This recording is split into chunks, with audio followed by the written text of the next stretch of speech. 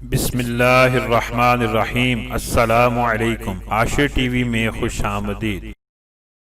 اسلام کے آغاز میں مسلمانوں کو جب کفار مکہ سے زیادہ تکالیف پہنچنا شروع ہوئی اور آئے دن ان میں بجائے کمی کے اضافہ ہی ہوتا رہا، مزید ڈسکس کرنے سے پہلے اس ویڈیو کو لائک کریں، عاشر ٹی وی کو سبسکرائب کریں اور بیل آئیکن کو ضرور کلک کریں۔ حضور نبی کریم صلی اللہ علیہ وسلم نے صحابہ کرام رضوان اللہ علیہم اجمعین کو اس کی اجازت عطا فرمائی کہ وہ یہاں سے کسی دوسری جگہ چلے جائیں، تو بہت سے حضرات نے حبشہ کی ہجرت فرمائی۔ حبشہ کے بادشاہ اگرچہ نصرانی تھے اور اس وقت تک مسلمان نہیں ہوئے تھے، مگر ان کے رحم دل اور منصف مزاج ہونے کی شہرت تھی۔ چنانچہ نبوت کے 5ویں برس رجب کے مہینے میں پہلی جماعت کے 11 مرد اور 4 عورتوں نے حبشہ کی طرف ہجرت کی۔ مکہ والوں نے ان کا پیچھا بھی کیا کہ یہ جا نہ سکیں، مگر یہ لوگ ہاتھ نہ آئے۔ وہاں پہنچ کر ان کو یہ خبر ملی کہ مکہ والے سب مسلمان ہو گئے ہیں اور اسلام کو غلبہ حاصل ہو گیا۔ اس خبر سے یہ حضرات بہت خوش ہوئے اور اپنے وطن واپس آ گئے،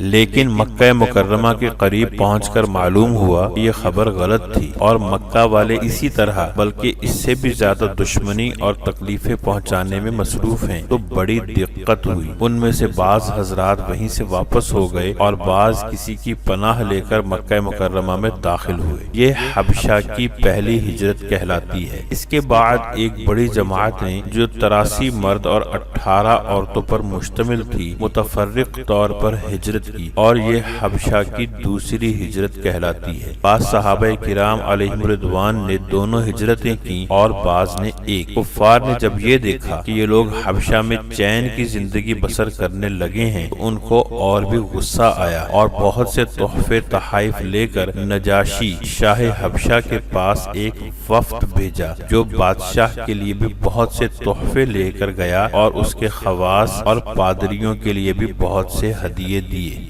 یہ وفد پہلے پادریوں اور حکام سے ملا اور ہدیے دے کر ان سے بادشاہ کے یہاں اپنی سفارش کا وعدہ لیا اور پھر بادشاہ کی خدمت میں حاضر ہوئے۔ اول بادشاہ کو سجدہ کیا اور پھر تحفے پیش کر کے اپنی درخواست پیش کی اور رشوت خور حکام نے تائید کی۔ انہوں نے کہا، اے بادشاہ، ہماری قوم کے چند بے وقوف لڑکے اپنے قدیمی دین کو چھوڑ کر ایک نئے دین میں داخل ہو گئے، جس کو نہ ہم جانتے ہیں نہ آپ جانتے ہیں، اور آپ کے ملک میں آ کر رہنے لگے۔ ہمیں شرفائے مکہ نے اور ان لوگوں کے باپ چچا اور رشتہ داروں نے بھیجا ہے کہ ان کو واپس لائیں، آپ ان کو ہمارے سپرد کر دیں۔ بادشاہ نے کہا کہ جن لوگوں نے میری پناہ لی ہے، بغیر تحقیق کیے ان کو آپ کے حوالے نہیں کر سکتا۔ اول ان کو بلا کر تحقیق کر لوں، اگر یہ صحیح ہوا تو آپ کے حوالے کر دوں گا۔ چنانچہ مسلمانوں کو بلایا گیا۔ مسلمان پہلے تو بہت پریشان ہوئے، کیا کریں، مگر اللہ کے فضل نے مدد کی اور ہمت سے یہ طے کیا کہ چلنا چاہیے اور صاف بات بتانی چاہیے، اور بادشاہ کے یہاں پہنچ کر سلام کیا۔ کسی نے اعتراض کیا کہ تم نے بادشاہ کو آداب شاہی کے مطابق سجدہ نہیں کیا۔ ان لوگوں نے کہا کہ ہمارے نبی صلی اللہ علیہ وسلم نے اللہ کے سوا کسی کو سجدہ کرنے کی اجازت نہیں دی۔ اس کے بعد بادشاہ نے ان سے حالات دریافت کیے۔ حضرت جعفر طیار رضی اللہ تعالی عنہ آگے بڑھے اور فرمایا کہ ہم لوگ جہالت میں پڑے ہوئے تھے، نہ اللہ کو جانتے تھے نہ اس کے رسولوں سے واقف تھے، پتھروں کو پوجتے تھے، مردار کھاتے تھے، برے کام کرتے تھے، رشتے اور ناتوں کو توڑتے تھے، ہمارا قوی ضعیف کو ہلاک کر دیتا تھا۔ ہم اسی حال میں تھے، اللہ نے اپنا ایک رسول بھیجا جس کے نسب کو، اس کی سچائی کو، اس کی امانت داری کو اور اس کی پرہیزگاری کو ہم خوب جانتے ہیں۔ اس نے ہمیں ایک اللہ وحدہ لا شریک کی عبادت کی طرف بلایا اور پتھروں اور بتوں کی عبادت کرنے سے سخت منع فرمایا۔ اس نے ہمیں اچھے کام کرنے کا حکم دیا، برے کاموں سے منع کیا، ہمیں سچ بولنے کا حکم دیا، امانت داری کا حکم دیا، صلہ رحمی کا حکم دیا، پڑوسی کے ساتھ اچھا برتاؤ کرنے کا حکم دیا، نماز،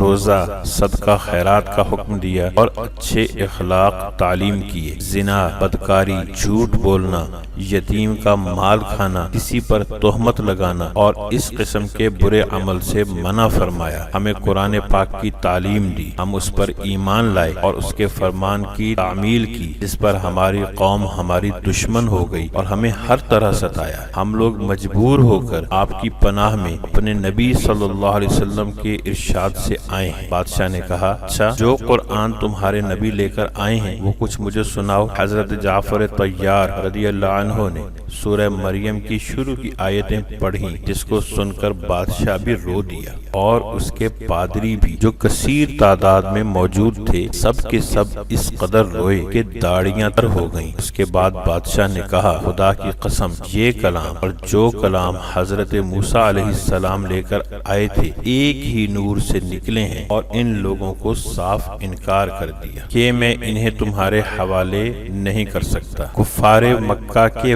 وفد کے لوگ بڑے پریشان ہوئے کہ بڑی ذلت اٹھانا پڑی۔ آپس میں مشورہ کر کے ایک شخص نے کہا کہ کل کو میں ایسی تدبیر کروں گا کہ بادشاہ ان کی جڑ ہی کاٹ دے۔ ساتھیوں نے کہا، ابھی ایسا نہیں کرنا چاہیے، یہ لوگ اگر مسلمان ہو گئے تو کیا ہوا، تو ہمارے رشتہ دار۔ مگر اس نے نہیں مانا۔ دوسرے دن پھر بادشاہ کے پاس گئے اور جا کر کہا کہ یہ لوگ حضرت عیسیٰ علیہ السلام کی شان میں گستاخی کرتے ہیں، ان کو اللہ کا بیٹا نہیں مانتے۔ بادشاہ نے پھر مسلمانوں کو بلایا۔ صحابہ کرام علیہم رضوان فرماتے ہیں کہ دوسرے دن کے بلانے سے ہمیں اور بھی زیادہ پریشانی ہوئی۔ بہرحال چلے گئے۔ بادشاہ نے پوچھا کہ تم حضرت عیسیٰ علیہ السلام کے بارے میں کیا کہتے ہو؟ انہوں نے کہا، وہی کہتے ہیں جو ہمارے نبی پر ان کی شان میں نازل ہوا کہ وہ اللہ کے بندے ہیں، اس کے رسول ہیں، اس کی روح ہیں اور اس کے کلمہ ہیں، جس کو خدا نے کنواری اور پاک مریم رضی اللہ تعالی عنہا کی طرف ڈالا۔ نجاشی نے کہا، حضرت عیسیٰ علیہ السلام بھی اس کے سوا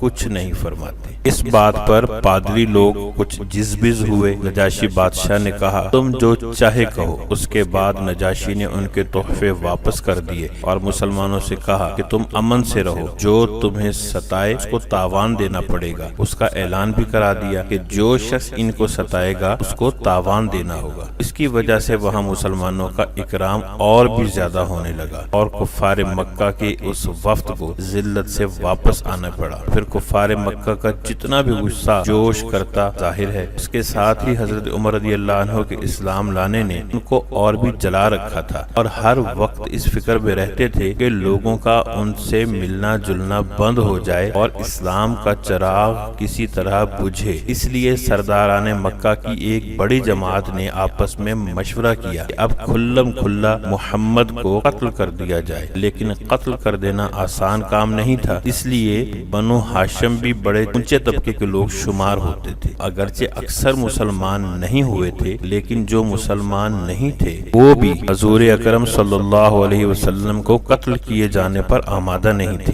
اس لیے ان سب کفار مکہ نے مل کر معاہدہ کیا کہ سارے بنو ہاشم اور بنو عبد المطلب کا بائیکاٹ کیا جائے، نہ ان کو کوئی شخص اپنے پاس بیٹھنے دے، نہ ان سے کوئی خرید و فروخت کرے، نہ بات چیت کرے، نہ ان کے گھر جائے، نہ ان کو اپنے گھر آنے دے، اور اس وقت تک صلح نہ کی جائے جب تک کہ وہ حضور نبی کریم صلی اللہ علیہ وسلم کو قتل کرنے کے لیے ان کے حوالے نہ کر دیں۔ یہ معاہدہ زبانی ہی گفتگو پر ختم نہیں ہوا، بلکہ یکم محرم 7 نبوی کو ایک معاہدہ تحریری لکھ کر بیت اللہ میں لٹکا دیا گیا تاکہ ہر شخص اس کا احترام کرے اور اس کو پورا کرنے کی کوشش کرے۔ اور اس معاہدے کی وجہ سے 3 سال تک مسلمان 2 پہاڑوں کے درمیان ایک گھاٹی میں نظر بند رہے، نہ کوئی ان سے مل سکتا تھا اور نہ یہ کسی سے مل سکتے تھے، نہ مکہ کے کسی آدمی سے کوئی چیز خرید سکتے تھے، نہ باہر سے آنے والے کسی تاجر سے مل سکتے تھے۔ اگر کوئی شخص